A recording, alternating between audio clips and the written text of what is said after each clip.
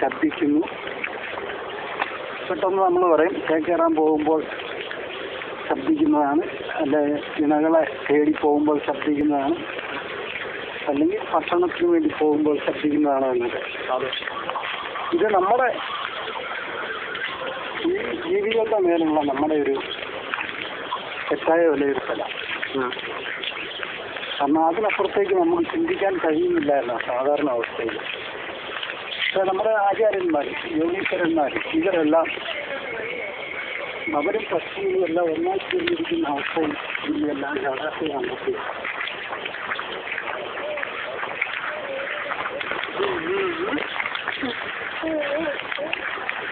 ഇപ്പം ആ കുട്ടി മൂളിപ്പോകുന്നു.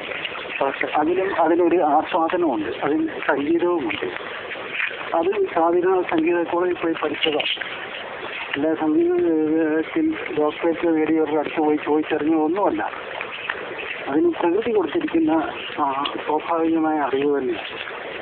അത് കലർപ്പില്ലാതെ പ്രകടിപ്പിക്കുക. അത് മനസ്സിലാക്കിക്കൊണ്ടാണ് അതിൻ്റെ കൂടെയുള്ള ആൾക്കാർ അതിനൊട്ടിച്ച് മൂളിപ്പോകുന്നത്. പക്ഷേ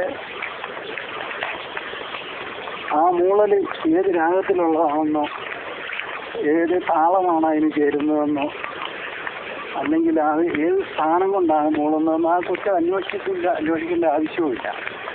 കാരണം അതിൻ്റെ ഉള്ളിൽ അതിൻ്റെ ശരീരത്തിൽ സ്ഥിതി ചെയ്യുന്ന 64 കലകളിൽ ഓരോ കലകളും സ്ഥിതി ചെയ്യുന്ന ഓരോ പ്രേരണാ കേന്ദ്രങ്ങളിൽ നിന്നുമുള്ള പ്രേരണ കൊണ്ട് തന്നെ അതങ്ങനെ മൂളേണ്ടി വരുന്നു. അപ്പം അതിനെ നമ്മൾ വേറെ രീതി സാങ്കേതികമായി യുക്തി ഉപയോഗിച്ച് വിലയിരുത്താൻ ശ്രമിക്കുമ്പോഴാണ് ആ കുഞ്ഞിനെ നമ്മൾ തെറ്റിദ്ധരിക്കുന്നതും നമ്മുടെ ശരിയായ അറിവിനെ നമ്മൾ ഇല്ലായ്മ ചെയ്യുന്നത്. ഇതിന് ഏറ്റവും കൂടുതൽ കാണുന്നത് പ്രായോഗിക സംഗീതം നമ്മുടെ പാട്ടുകളിലൊക്കെ. അപ്പം നന്നായി പാടി വരുന്ന ഒരാളെ ആ പാട്ട് കേട്ട് ഇഷ്ടപ്പെട്ടിട്ട് സംഗീതം പഠിച്ചിട്ട് ഇരിക്കുന്നവരെന്ന് പറയുന്നവർ വിളിച്ച് ഓരോ വാക്കുകളും അല്ലെങ്കിൽ ഓരോ ശബ്ദവും വരേണ്ട സ്ഥാനങ്ങൾ ഇന്നതാണ് എന്ന് പറഞ്ഞ് അവരെ അതിലൊതുക്കി പാടിച്ചു കഴിയുമ്പോൾ സ്വാഭാവികമായുള്ള സംഗീതം അവർക്ക് നഷ്ടമാകുന്നു. തെറ്റായ ഒരു ബോധത്തിൽ അങ്ങനെ അവർ വരുന്നു.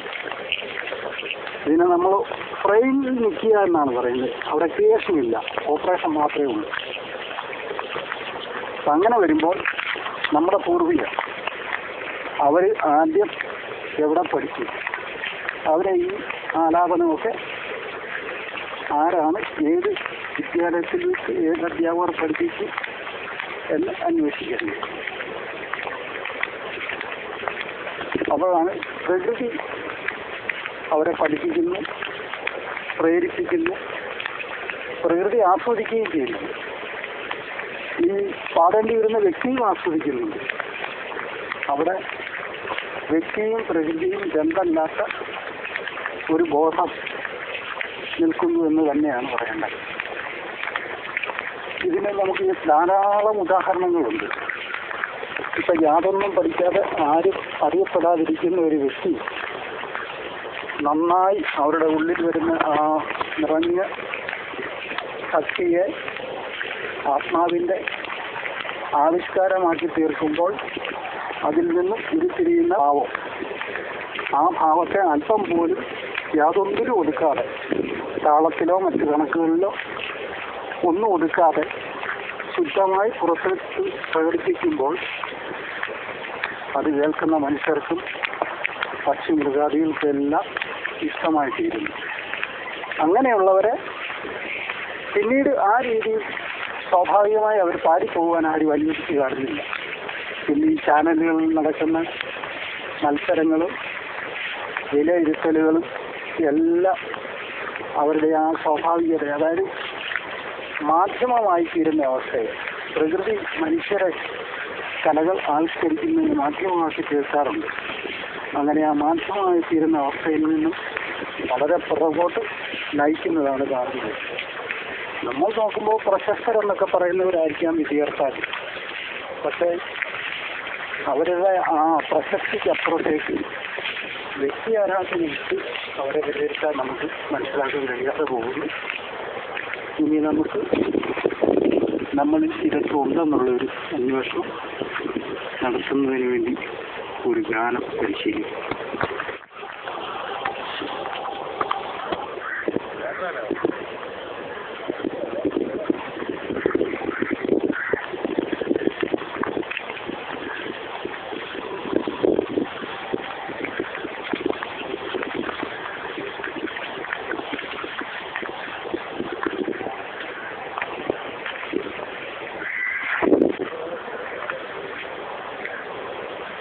ഒരു ഗാനം പരിശീലിക്കാം എന്ന് ഞാൻ പറഞ്ഞത്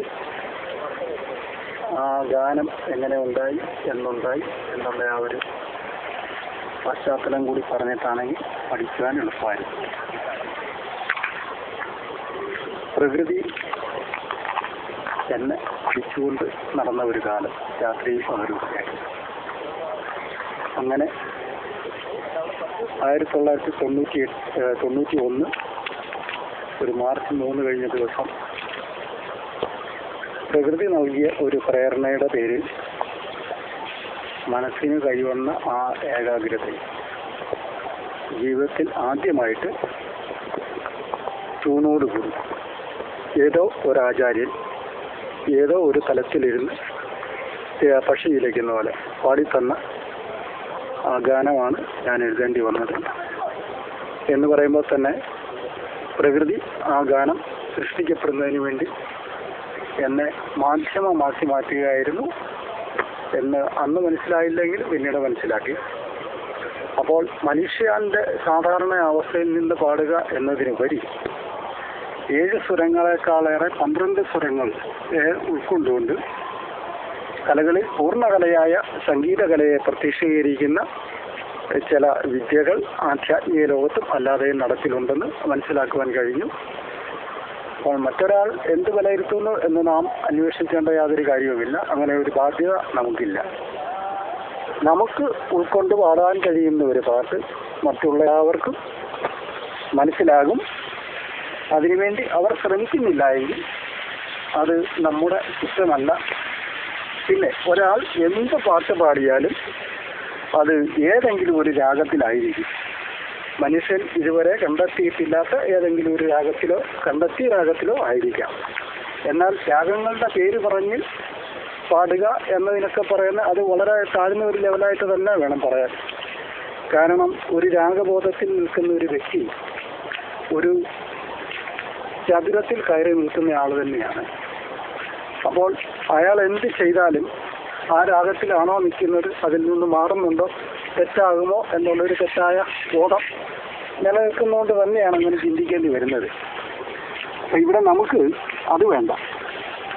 നമ്മുടെ ഉള്ളിലെ ആ വിശുദ്ധി അല്ലെങ്കിൽ ശുദ്ധത, ആ ശുദ്ധതയെ പൂർണ്ണമായും ഉൾക്കൊണ്ട് നമ്മുടെ ഉള്ളിൽ നിന്നും ഉണ്ടാകുന്ന ആ പ്രേരണ മൂലം അവിടെ ആ സൂര്യൻ അസ്തമിക്കാൻ നിൽക്കുന്നുണ്ട്. അതിൻ്റെ നിറം അത് വെള്ളത്തിൽ ഒരിക്കലും കലരുന്നില്ല. എന്നാൽ വെള്ളത്തിൽ ആ പ്രതിബിംബം കാണുകയും ചെയ്യുന്നു. ഇത് തന്നെയാണ് ആത്മാവും അത് പ്രകടിപ്പിക്കുന്ന ആത്മ സംസ്കാരത്തിൻ്റെയും അവസ്ഥ. അങ്ങനെ പ്രകടിപ്പിക്കാൻ ഇപ്പോൾ ആ സൂര്യൻ ശരിക്കും പറഞ്ഞാൽ നമ്മുടെ കലാപരമായ വിലയിരുത്തലിലൂടെ നോക്കുമ്പോൾ ആ സൂര്യൻ്റെ സമസ്ത ശക്തിയെയും പ്രതിഫലിപ്പിക്കുന്നു. ഇതുപോലെ മനുഷ്യൻ അവൻ്റെ ഉള്ളിലെ ആ പൂർണ്ണതയെ പുറമെ ആവിഷ്കരിക്കുന്നു, അല്ലെങ്കിൽ ആത്മാവിഷ്കാരമെന്ന് ചുരുക്കി പറയാം. അപ്പം ആ രീതിയിലാണ് നമ്മൾ ഈ ഗാനം ഇന്ന് പരിശീലിക്കാൻ പോകുന്നത്. പഠിപ്പിക്കുകയല്ല, പരിശീലിക്കുക. പഠിപ്പിക്കാൻ പ്രകൃതിക്ക് മാത്രമേ കഴിയൂ, മനുഷ്യന് പഠിപ്പിക്കാൻ ഒരിക്കലും സാധിക്കത്തില്ല. അതുകൊണ്ട് നമുക്ക് കൈവന്ന നമ്മുടെ സ്വരമാധുര്യത്തോടെ മറ്റൊരാൾക്ക് ഇഷ്ടമുള്ളതോ ഇഷ്ടമില്ലാത്തതോ എന്ന് അന്വേഷിക്കാതെ പോലും നമ്മുടെ തൃപ്തിക്ക് വേണ്ടി നമുക്കൊന്ന് പാടി പരിശീലിച്ച് നോക്കാം.